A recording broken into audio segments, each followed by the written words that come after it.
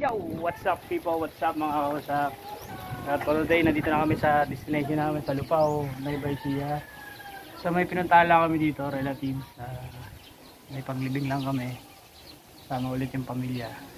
So ayan yung bahay nila. Yan, ganda diba? Yan yung bahay nila. So yun lang. So nakwatsa na naman tayo kahit pa paano. Ngayong linggo. Nueva Ecija naman. So ngayon lang ako, first time ko lang makapunta dito sa kamag-anak ng asawa ko sa Lupao. At buti nakasama tayo dito. Ganda rin ang lugar na to, presko. Mainit. Tayo sa may court doon, overlooking yung bundok. Mamaya bibidyoan natin mga kawasak. Tignan natin kung ano pa. Siguro habol lang kami dito. Kung nandito si Yudel, ayun. Ganun. Pakita daw namin yung bundok sa likod. So pakita natin mga kawasak.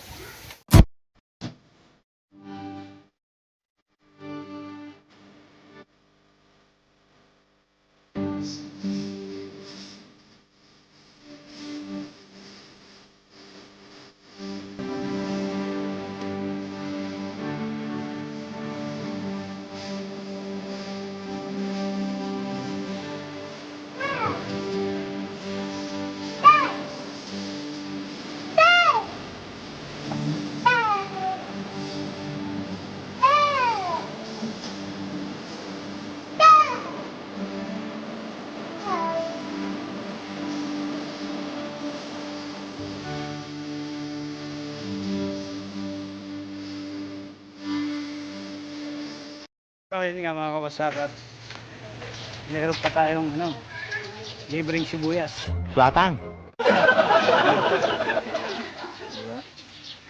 Libreng sibuyas, bigay ng kamag-anak nila. At meron pang libreng libre yan? Bawang. Libreng bawang. Oh, maganda yun na. Hihirit pa. Libreng sibuyas, libreng bawang. Yan lang ang aming nakuha ngayon. Sa loob. Mga amoy. Hindi pa balo. Ha? Hindi pa alo. Ewan ko. Yan. Nakalibre tayo. Magkano ang kilo na sibuyas ngayon? Mga kawasak. Siguro mga 30 isang kilo eh. Mahigit yata to. Mga ilang kilo to? Then, tingin mo, estimate mo mga ilang kilo yan? Mga nasa 20 kilo siguro. Kalibre kami ng 20 kilo. Bunga nga mo. Ha? Bigat naman. Ito mo, mga hindi lang 20 kilo siguro. So nakalibre pa kami.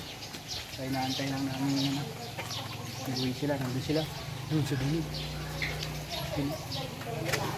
Dito lang kami kasi mahangin dito. Medyo mainit dun. So balikan ko na lang kayo mga usap pagka uwi na kami. Peace. Well, back in the lowlands.